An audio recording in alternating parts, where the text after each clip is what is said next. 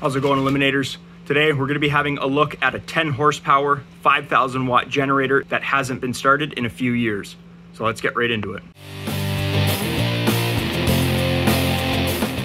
So I recently picked up this Coleman power base 5,000 watt portable generator here. This generator has a 10 horsepower Tecumseh engine on it. And I was told that this generator hasn't ran in probably 2 to maybe 5 years. So I'm just going to be going over all the things that you're going to want to do when you get an engine that hasn't been started in a long time. And it's funny that I have this generator here to do a video on today, because I have a Champion generator over here that has seen better days. You guys can see the frame is kind of twisted and bent. That one literally fell off the back of a truck. And then coming over here to this one, you guys might remember that I did a video on a Homelight LR 4300, and this isn't the one that I did a video on. This one has the Robin Subaru 7.5 horsepower EY28 engine. If you want to see a video on that generator, I will link in the top right of your screen. Basically, we went through it and did a carb clean and whatnot. And this one, the generator was totally bad. We tried to recharge it, it didn't work, and we ended up stripping out the armature magneto for all of that good copper inside of there, and this engine didn't run either, so I'm going to be going and doing a carb clean on this one, getting this engine running, and then probably trying to sell that. Maybe somebody with a go-kart or something could use that. As for the Champion here, well, that's a video for another day. Getting back to the Coleman generator though, like I said, this hasn't ran for a few years, so first thing we're going to do is we don't know whether or not the carburetor is dirty. When I pulled the fuel line, this is the old fuel filter there. You guys can see that I have a new paper filter already set up on this side. We'll get to that in a minute. I have yet to drain the fuel, so the shutoff valve is still off. However, when I separated this fuel line from this fuel filter and kind of tried to dangle the line, it was completely dry, which means that whoever owned this before me may have shut the inline fuel shutoff valve off and ran the carburetor dry, which would mean that there was no fuel left over in the line or the carb bowl, which means that the carburetor could be halfway clean. You know, it might not need a carb clean. So the first thing we're going to do after an engine has been sitting for a long time is you're going to drain the fuel, because after about 6 months, 8 months, fuel is going to start to break down. After a couple years, well, if it's your standard fuel, it's definitely going to be broken down. And unless it's special engineered fuel, then it's not going to last 2 to 5 years. Okay, so the fuel is now drained out. There wasn't much in there. And just to show you something, when you come down to these fuel lines here, I normally like to drain them right into a jerry can, but a lot of these yellow plastic fuel, I guess you could call them funnels, they're too small and the fuel line won't fit inside. So what I did was I went ahead and just cut the tip off of that to open it up a bit. And now I can just jam a fuel line right into that and drain them directly into a little jerry can here. So I'm going to open that up and we'll have a look at what that fuel looks like. I'm just going to pour some out into a little glass container here so we can see what it looks like. Well, the fuel doesn't look all that bad. It has a little yellow tinge to it, and it doesn't give off that Varsol smell, so I don't think it is too broken down. This could have been premium at one point. Maybe it lasted a little bit longer than, oh, I don't know, an 87 octane might have lasted. So now that I have the fuel drained, and like I had mentioned, it didn't really smell like that Varsol smell that real old broken down fuel has, but it didn't smell like fresh fuel either, so you definitely want to be draining the fuel as the first thing you do. It's the easiest thing to do.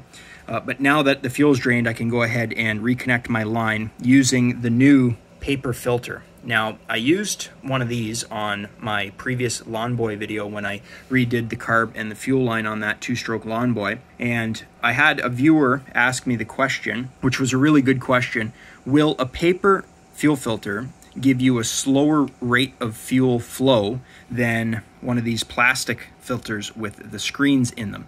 And while the answer may be yes, technically it will, because these filter more, which means the fuel is going to be going through there at a slower rate of flow, you won't notice them on a gravity-fed unit. So the main difference between the white and the red fuel filters here and the paper one right there is going to be that these use screens inside of them, and the screens have a different micron level. So that's how fine and how coarse the screen is. So if we look at the white fuel filter here, this actually has a 75 micron screen, and the red fuel filter here has a 150 micron screen. And what you want to remember is the smaller the micron, the finer it filters. You want to be using the white fuel filter on a lawnmower with a fuel pump, and the red fuel filter on a lawnmower with a gravity fed style such as this. So even though a white was installed on this gravity fed one, it would filter slightly more debris than the red one. However, the paper one will filter even better, and you'll be able to see the debris inside of here because of the clear casing. So you'll get a more accurate reading of what's inside your fuel tank. Maybe when you're filling up your generator here, you're tilting your jerry can and tipping it up so that all of the debris that's maybe settled in your jerry can is going to spill into the fuel tank. I did a video on a riding lawnmower, and you know, it was filled with spiders and bugs that we had to get out because the spiders and the bugs ended up going underneath and blocking the fuel line, which restricted the flow and caused my customer's engine not to run properly because it was basically starving for fuel. One little interesting piece of information that I would like to give is that, like I said, this is a 75 micron filter, and believe it or not, anything that's filtered at 25 microns or less is invisible to the human eye. So it just goes to show you that the stuff that, you know, these things can filter out are pretty fine, but you'd be able to see everything that this filter filters out. So now that the fuel line is connected, the next thing I'm going to do is remove the spark plug, because that's going to give us access at our cylinder. And the reason we want access at the cylinder is because this engine has sat for a long period of time. Now, even though this engine block may be aluminum, there's going to be a steel cylinder sleeve inside of the engine. That's what your cylinder wall is made out of. Now, your piston inside of this engine may be aluminum, but the piston rings that make the seal against that steel cylinder wall are also steel. So there could always be an issue where you get some rust and corrosion in between the steel piston rings and the steel cylinder wall. So before you go ahead and start spraying carb cleaner into your carburetor and trying to pull this thing over, that corrosion inside of your cylinder could end up snagging on a piston ring and could crack a piston ring. I actually had that happen to me on a customer's pressure washer that he brought in. He said he went to pull it after he let his pressure washer sit in the garage for about a 2-year period.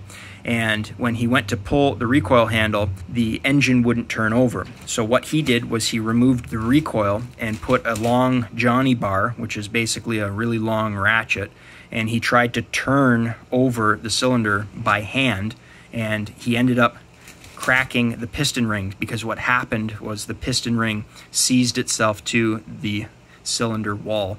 And, you know, basically at that point you got to take the whole engine apart because it wasn't creating enough compression to start it. But I'm going to show you what to do to hopefully prevent that. Now, if you end up fogging your cylinder, basically you pull the plug and spray in a fogging compound, which is essentially just a lubricant before you store your engine, you will help prevent that. So that'll be almost like preventative maintenance. And then you just pull your recoil handle slowly so that the piston moves up and down, and basically it's going to coat the whole cylinder in a nice lubricant so that you won't have corrosion issues the following season when you go to start it up. And I just have in front of me a can of that fogging spray. So this is called engine storage spray, commonly referred to as fogging spray. Basically, it provides rust protection for combustion engines during periods of prolonged storage for 2 and cycle gasoline engines. And like I said, guys, this is just a sprayable aerosol lubricant. Now, if you didn't fog your engine's cylinder when you stored your equipment, then I'm going to show you what to do next. At this point, we'll go ahead and remove the spark plug. Now, if you can't get it from below, a lot of generators have holes in the fuel tank so that you can go with a long extension from the top. At this point, you could go ahead and take some of that engine fogging spray and spray it into the spark plug hole. Or if you don't have any of that, you can go ahead and use some 10W30. So I have just basic engine oil here, and it's inside of a little squirt bottle. And all I'm going to do is put a few squirts into the cylinder, and we're going to let it settle onto the piston so that it kind of coats the piston rings.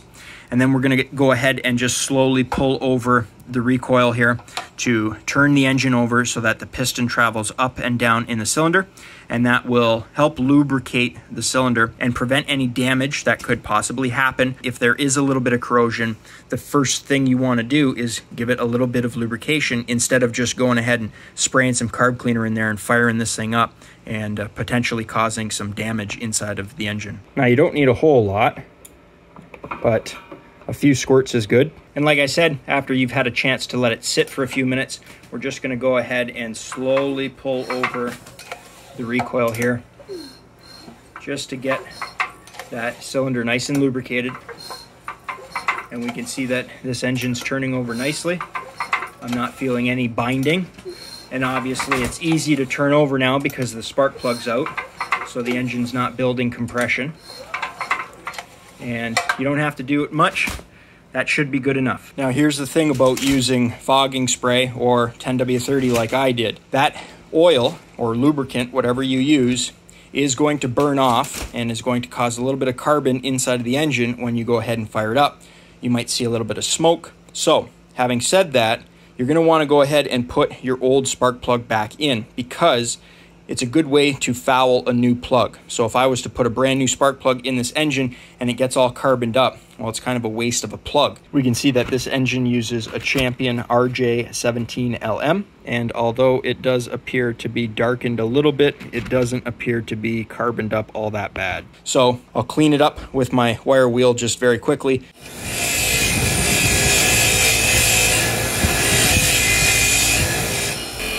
And you're going to see that it does a fairly good job at getting all that carbon off of that plug. And just like the fuel filter there, I did have a viewer comment and mention in one of my previous videos that you never want to use a wire wheel on a spark plug. So I just want to point out that it's perfectly safe to use a wire wheel on a spark plug. It all depends on what type of plug it is. So these small engine plugs, they have copper cores inside of them. They're just basic metal. They don't really have any special coatings on them. Now, an automotive spark plug, maybe your vehicle is turbocharged, it's a high performance engine. Sometimes they're going to have platinum or iridium plugs. Those are rare earth metals. Sometimes they're going to be softer than a brass-coated steel wire wheel, because a lot of wire wheels, even though they look like they're brass, they just have a brass coating and they're actually steel underneath. They're not a true brass wire wheel. A wire wheel can strip away some of those platinum or iridium coatings that they have on the spark plugs that are made for high-performance engines. But for these small engines here, you really don't have to worry about that. You can go ahead and use a wire wheel on your spark plug. Now, just trying to gap this spark plug here, we're going to notice that, well, it isn't 30 thousandths of an inch. It's about 23 thousandths of an inch. And I didn't show in my why you should gap a spark plug video how to gap the plug using this little hole here. So it's quite simple. You're just going to line the electrode top up to the top of that little hole there, and you're just going to pry it ever so slightly, and then as you do that, that will open up your gap. Sorry if the camera isn't focusing all that good. And before I put the spark plug back in, I'm just using a shop towel here to wipe up the excess oil, because if the oil gets on the spark plug threads, you may actually end up over torquing your spark plug, because it's going to be easier to turn because of all that oil on those threads. So I just wiped it up, cleaned it up a little bit. So I'll go ahead and put the spark plug back in there and we'll check the oil. And checking the oil is super easy on these. You're going to have those two tabs on your dipstick. If these get a little tight, you can go ahead and just put a screwdriver or a pair of pliers in between the two posts there, just to lightly unthread them, get them started at least. And we'll go ahead and check the dipstick here. We can see that there is in fact oil, and it looks like it is to the perfect amount, just under the fill line there. So it looks like it's fairly clean oil too. My customer did say that this was serviced in the fall time before the winter when it was put away a few years ago, if she remembered correctly. So I'm guessing that it's fresh oil. The only thing is, we don't know what kind of oil there is. So without an invoice from a shop that specifies what kind of oil you would put into this, I can't be certain whether it's a 5W30, let's say a winter oil, or a 10W30 summer oil. So what I can do is, because it has the proper amount of oil in it, we can go ahead and try and fire this engine up provided the carb is clean. And if it runs, we can go ahead and run it long enough until the oil is warmed up, and then we could change the oil. And again, you saw me just giving that a little snug with the pliers, because I've seen these plastic dipsticks and these plastic oil caps loosen off, and unfortunately some of my customers have had oil leaks out of them. So you just want to go ahead and make sure those are tight as well. I'll go ahead and put a few liters of fresh 91 octane with some K100 S Plus fuel stabilizer in there, and we'll take this thing outside and try to fire it up. Now that I have some fuel in there, I did want to mention that there's going to be a difference between a generator that has a steel or a metal tank and a plastic tank. So I actually prefer generators or any equipment with a plastic tank over a metal tank, because metal tanks have been known to corrode and rust once they get a little bit of moisture in there, whereas a plastic one won't. So I'll open up my fuel line here. We'll see what the fuel looks like. Looks pretty clean to me. So because it hasn't ran, we're going to put the choke on. It's got a little arrow there on it. Make sure that the switch is on. Well, that's a good sign. All right, so I took the choke off this time.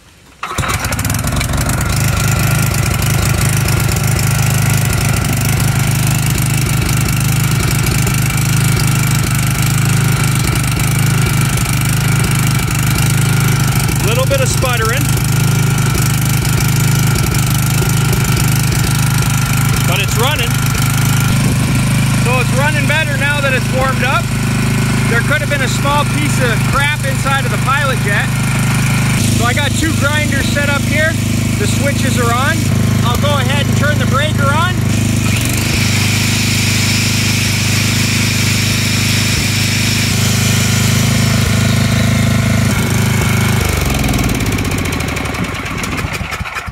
So it ran better under load, and when any engine is under load, it pulls more fuel through the main jet.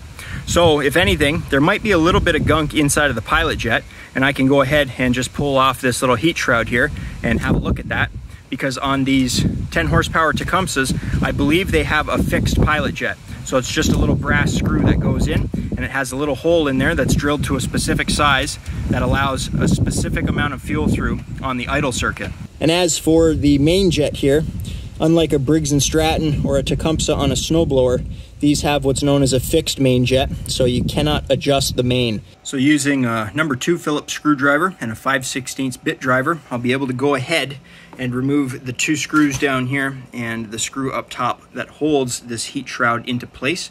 And I believe that we'll also have to come around to the front and remove the air filter cover, because that will make it easier to get that heat shroud off. So I removed the air filter and it looks fairly clean, and it's also not wet with dark oil. So one of the things you want to look out for is if your air filter is covered with oil, have a look at the carburetor. And on this carburetor, the crankcase breather tube, which is right back there, it vents to the carburetor right there. And what that'll do is it will put oil vapor into your carburetor, and if the engine's overfilled with oil, can actually pump a little bit of oil into your air breather cover, which is right here, and it will soak your air filter with oil. So having a nice clean dry air filter after running a machine that maybe you just purchased or you're looking at purchasing, so having a look at that air filter will give you a good idea whether or not the engine has ever been overfilled with oil and what that oil looks like. If the air filter is wet and dark, then chances are the engine oil has been overfilled and it probably hasn't been changed frequently. Now, once you get that mounting hardware removed, we should be able to just go ahead and remove that heat shield. And then we can come to these screws here. You're going to use a 1/4 inch driver at this point. You're going to loosen one, and then we're going to remove the other one so that we can rotate this bracket out of the way. So like I said, we can just rotate that out of the way, and then using a pair of needle nose pliers, I'm going to try to remove the little plastic cap that they put on top of the pilot jet there. The manufacturers really don't want you guys messing with them, so it might be tricky to remove. But now that that cap is removed, we can go ahead and remove what is known as a fixed pilot jet. So like I said, these just screw in, and that hole in there will only allow a specific amount of fuel through. So what we're going to do is try to clean out that Tiny little hole in there. So we're going to try and clean out this little pilot jet right here. And to do that, you might try to use an oxyacetylene tip cleaner. So this is a multi-piece, you know, it's got all different kinds of sizes here, but you might find that it doesn't actually fit. And that's because the hole is most likely 18 thousandths of an inch or less. So what we're going to be doing is using a little tool that we've made here.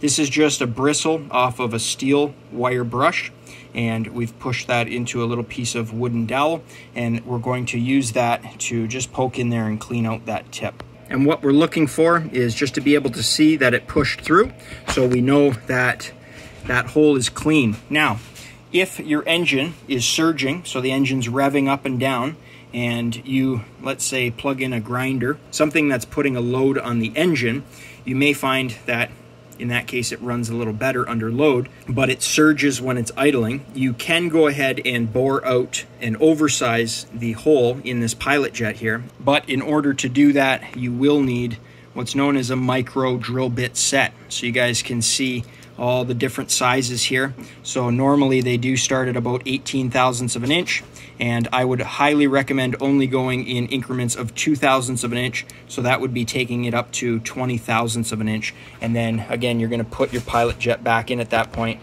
run your engine, let it heat up, and then test it again. Because if you oversize your pilot jet too much, the hole is going to be too big, and you can never lean your engine out by giving it less fuel. So you always want to start low and go slow. And just like I suspected, the 18 thousandths of an inch drill bit fit and the 20 thousandths didn't. So again, you know, if it was surging a little bit, you could go up to a 20 thou, and that would most likely take care of your surging. And with the pilot jet out, if you wanted to, you could go ahead and use a little bit of carb cleaner. Go ahead and just spray that into where the pilot jet goes, and if there's any gunk inside of the carburetor where that pilot jet goes, then the carb cleaner will help blast that out. So everything's back together, and we know that the engine runs. It started up first pull. You probably saw that big puff of white smoke. That was all of the 10W30 in the cylinder burning off. Like I said, that's why we used the old original spark plug in there. I took the choke off and it fired up the second pull, and you know, it was running a little choppy at first, but once the fuel started getting through there and this thing warmed up, it runs awesome now. Like I said, I went ahead and cleaned out the pilot jet, so we should not have any issues with this. It has a new fuel filter on it. I went ahead and double checked that the inline fuel shutoff valve works properly. I'll go ahead and put a new RJ17LM spark plug in it, and I'm even going to put a brand new air filter in it, just so I can say that I did when I go ahead and sell this. If I do, I might even keep it for myself because it's super nice. I can see that it's had low hours on it, and this thing's in great condition. And like I said, even though the oil was clean, for the price of oil, I'll go ahead and warm this thing up, drain and change the oil, and put in the correct amount of some premium 10W30 in there. Well, that's going to wrap up today's video. I just wanted to go over all the little steps and things that you can do to help protect your engine when first starting it after the engine has been sitting in storage for a long period of time.